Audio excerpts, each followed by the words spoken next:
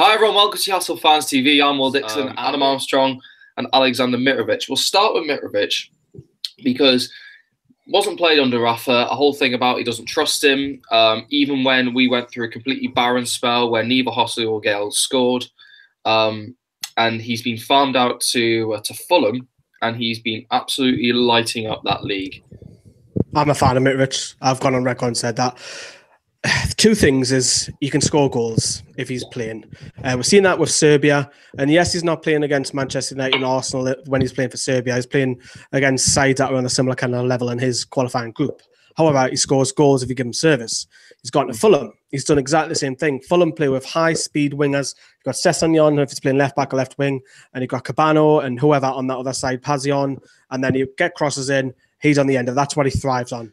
You think of Richie, you think of Atsu, you think of Keddy. You don't think of them getting down that byline, whipping and crosses. You just don't. That's not our style. We're very compact. We'll play through the middle as well. We'll wingers come inbound as well. So I think our system suits Dwight Gale better than what it does for Mitrovic, and I feel for him. But you know what it is? He goes on to have a good World Cup, score a couple of goals for Serbia. I don't think Serbia will go far. But if he scores a couple of goals, he can knock his price up to 15 to 20 million. And honestly, I'll sell him just because of the fact that he's not going to get game time under Rafa and his career is stalled at Newcastle, unfortunately. I'd love to see him be that number 9 hero, but it's not happening, Will. Well, if Fulham come up, then there's a customer right there. And I think they're looking really good in the Championship, aren't they? They're absolutely flying. They score goals. We've seen them out last season. They absolutely bossed us when they won 3-1. 16-year-old ripping Vernon and it apart. I got why he wasn't playing. I mean, last season in the Championship, I thought Mitrovic was going to be our leading striker and the one that did really well for us and have a season to mature and to kind of find and sort of establish himself in the squad. Because the season before, under McLaren, I thought he did pretty good. 9 goals, wasn't it? He came out that season with a lot of credit in my eyes. He is hot-headed. It's the player he is, and clearly it's something that Rafa does not trust him, and he's kind of persevered. He's persevered with it with Shelvey, but Shelvey is a much more important player to the squad than Mitrovic was. And I mean, in the Championship, Mitrovic wasn't good enough. He just wasn't, and I think he scored 4 goals.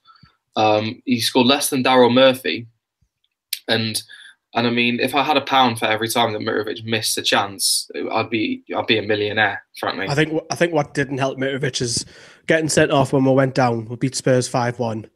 And then we signed Dwight Gale for 10 million in the summer, and he got the number 9. Gale got off running fairly quickly in the home. He got a couple against Reading. Didn't score in his first ones, got a couple against Reading. Mitrovic was out 4 games. We started then to win games when he started to come back. And Gale was firing. He just couldn't dismantle him. And I think his future's unfortunately away from the club, which is a sad situation because he's got passion, but passion's not good enough. He's not going to take you to the next level. Rafa's set in stone that, look, you're not good enough, you're not playing. The same as Jack Holback. I know he's not the same kind of kettle of fish as him, but once he's made that decision, he will not overturn that. We've seen that with Rafa. If he doesn't like you, you just won't play. Simple as that.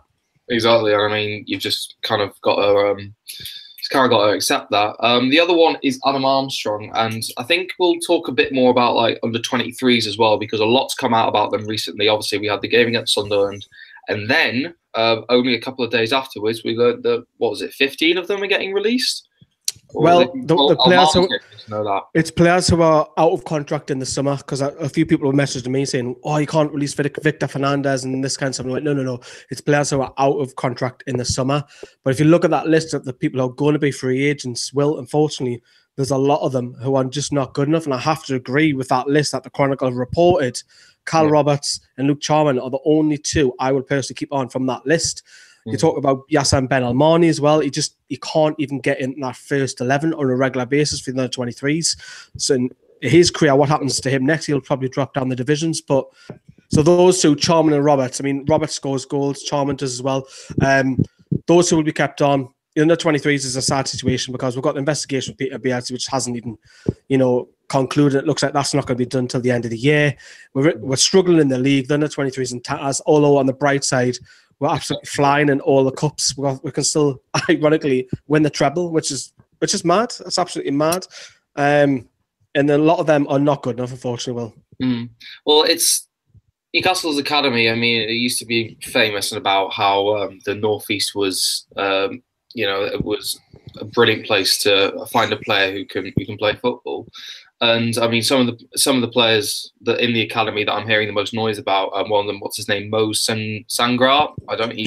Mo Sangra, centre midfielder. Yeah, wasn't from this country. Newcastle plucked him from, I think, was believed Chelsea as well. So he's a box-to-box midfielder. He'll carry on next season as well. He's one to watch out for. Obviously, Victor Fernandez, which I've drummed into you for a good over a year. You've got to watch this kid. You've got to watch this kid, Will. I did. And when you came and watched him, boy, were you impressed, weren't you? I was. I like a player. I like a player who can do a step over.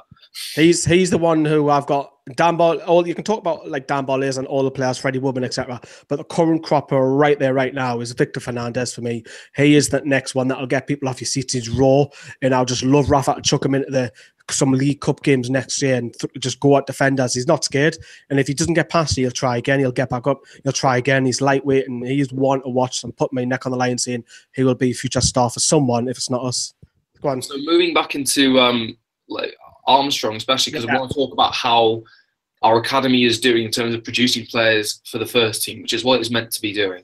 There are players who have made an appearance here and there. Armstrong. I mean, everyone was talking about him. I've talked to people quite close to Armstrong, and they obviously rate him very, very highly. Although they must anyway. But Barlazy went to Crewe Alexandra. He played 35 minutes or something like that. It's difficult for the lads to go out as well. I think Armstrong is one of those where he's a Geordie. He's from West Denton. You talk about people that know him. His cousin was doing the flooring at Sky just the other day. So he's like your number 9 is Geordie's that next Andy Carroll, although Andy Carroll didn't stay at the club long, the next Shearer. And he struggled in the Championship, which is a bit alarming, going to Barnsley. And Bolton, yes, he's played out on the left wing, which wasn't helped by the manager and the crisis that Bolton were in. League One seemed to be quite easy for him. You talk about the Coventry, where he scored 20 goals. Blackburn, he's just got Player of the Month. The question is that his level, or can he get to the Championship and score goals? But I think when he comes back in pre-season, it's massive for him. And I've said it numerous times now that if he doesn't have a good pre-season, he could be the next Adam Campbell, never mind the next Alan Shearer. So for me, I think we'll see how he gets on in pre-season. He's still young. He's still 21. But I think he needs another loan, unfortunately, because if he doesn't knock on that door, I mean, Newcastle will probably buy another striker in the summer, because I don't think we'll keep Slimani on, which is the worry. But it's difficult with Adam Armstrong because you want him to do well. He's that iconic Geordie number 9, and he will. Yeah, I mean, he went to Coventry and was absolutely outstanding. And then he went to Barnsley, and I mean, I think in his first game he scored a brilliant goal. The back heel. Yeah, round the defender. Back heel round the defender and killed it. But he never really. He did get a few goals. I can't remember off the top of my head how many it was. But about 6, but it wasn't many. It wasn't many, and he didn't really set the world alight. Yeah, he didn't, and I think it was really telling that he went to Bolton, because it's not only was it again a Championship team, but it was one that had just been promoted. It's like he downgraded alone rather than kind of keep going. His development was, I mean, we know this now after hearing interviews and stuff. When John Carver was in charge, Armstrong was meant to have been loaned out there, but they couldn't because they didn't have the players. So they didn't have the players in the first team, so they needed Armstrong there. And he's just, I don't know, I do like Armstrong. And when I watch him play, I think he's so good. He is good. And, he's got a great finish on him. He's, he scored some absolutely fantastic goals. And he's so fast as well. I think for me. That's what I said. I think the worry is that he could be a late bloomer. I mean, he scored goals for fun in the youth levels, which is fine, but going up the levels, he could be a late bloomer. So we could see him kind of like a Vardy type, where he blooms later on and he hits his part. Yeah, it could be. I mean, we missed the door of Michael Carrick. So this could be another Michael Carrick where he goes to another club, has a fantastic career. You don't want that to hold on to him. He's still young, still got this massive contract, 4 years left. Give him a chance. He needs that time. And I think for me, he's not going to get on the first team next year. So I think if you are going to loan him out, I think that's the option. But that's why I keep saying that pre-season is huge, because he needs to impress Rafa. And then if he doesn't, fine. But I think for me, what you were saying just there, if he's going to go at the Championship, put him at the higher end, someone who's missed out in the playoffs, who you're guaranteed, or someone who's coming down from the Premier League, who are guaranteed to win games, and then see what he plays with in a better side, because he'll be playing with better players, creating more chances, equals more goals.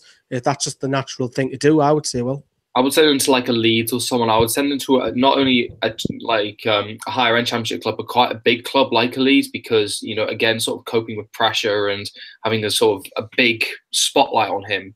I think it would do him a lot of good. But I see him being sold in the summer, and I think there's going to be even a team that comes up. I mean, we're still yet to know who they are, but maybe like a Cardiff or something like that. Yeah, let's take a punt on him.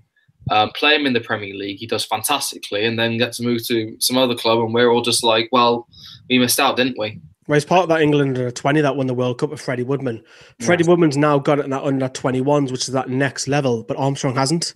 Yeah. So Armstrong, it's still stuck. He hasn't progressed. And I know he's banging in the goals for Blackburn, but League One football, he needs to be doing it in the Championship, at least at the higher end for me. And like I said, the summer's huge from Will.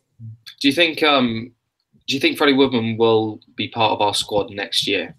That's so difficult, because if he's not, because I think we'll sign Dubravka. In an ideal world, you probably look at, say, sign Dubravka, make Woodman your second choice. Then at least Woodman will have all your cup games. And I think he would be a lot more happier, because he keeps saying that he wants to play games. He wants to play games. And if he doesn't play games, he will come on the knocking on the door and say, no, that's enough. I want to go. Whether that's, again, the same situation with Woodman, he's still young. Is it another loan spell? But for me, what I'll do, I'll get rid of Darlow, get rid of Elliott, make Woodman me number 2 next year, and then he'll play the cup games. And if there's any injuries, he's ready to come in that first team. And promote like a Harker or a Woolston or someone to... Oh, Woolston's getting released, isn't he? But like a Nathan Harker, I know was...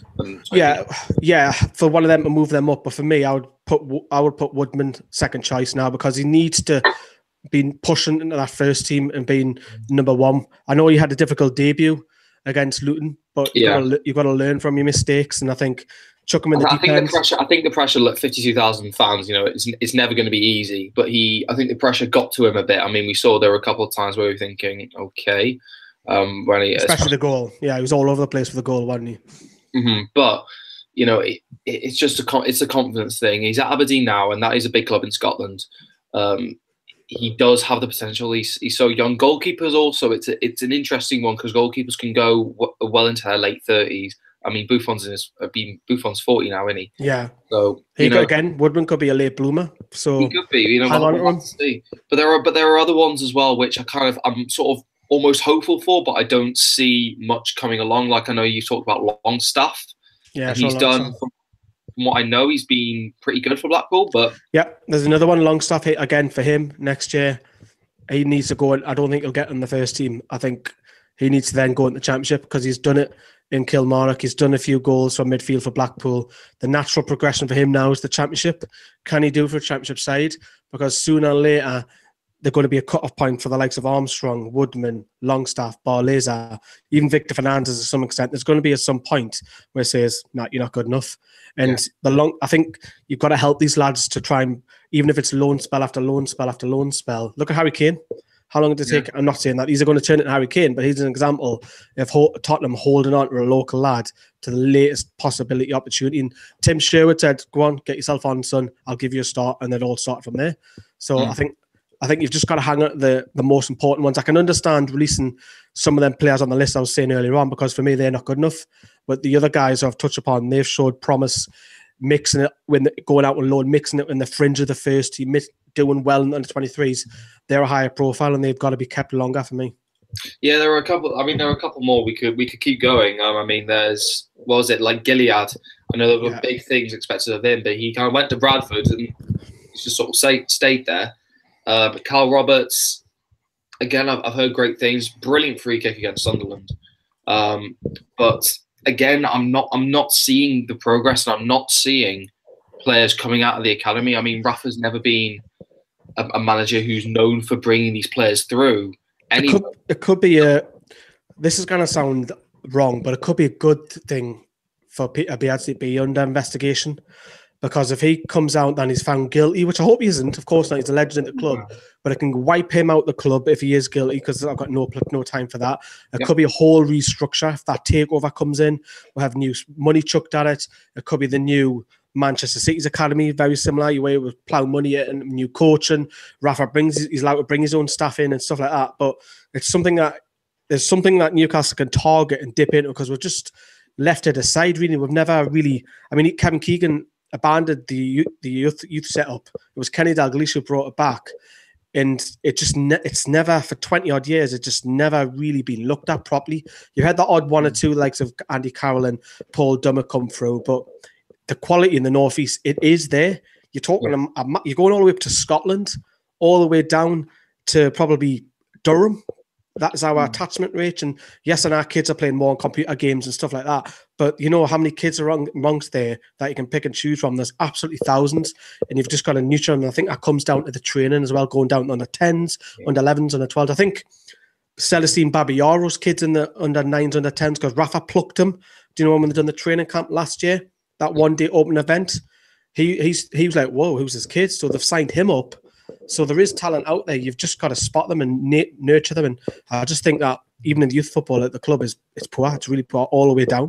Yeah, I mean, it's the thing. If you're good enough, you're old enough. And I don't think, and it's clearly none of them have shown Rafa enough to be included in the squad. I think we're all kind of hopeful that someone does come through, but I don't want them thrown in there for the sake of it. Well, that's the thing. The Premier League's massive. You know what I mean? The Premier League is absolutely massive. Because Rafa won't touch the youth because he knows how important getting into the Premier League was and staying in the Premier League the next season. If we're mid-table and we're safe and all that sort of stuff, you might bring in a cup. You can understand that. You did it for the cup games, but we got put out by Nottingham Forest, and that was the chance. And the only one who really shone from there was Orlando Aarons. Yeah, we had pretty much full-strength team, didn't we?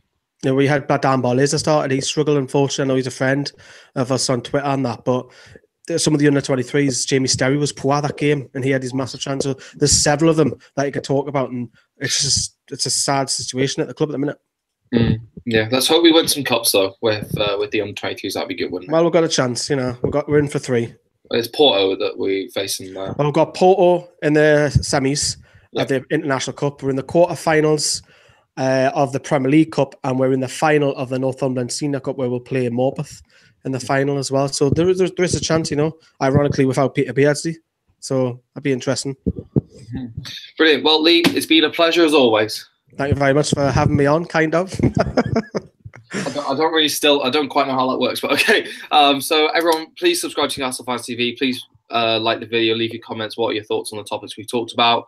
And yes, let's hopefully stay up this season. I'll try my best to come back to Newcastle before the season is done. And yeah, hope you enjoyed the video. I'll see you later.